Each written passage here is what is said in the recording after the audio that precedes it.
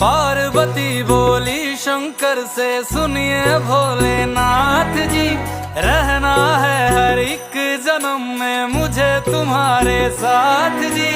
वचन दीजिए ना छोड़ेंगे कभी हमारा हाथ जी, ओ भोलेनाथ जी।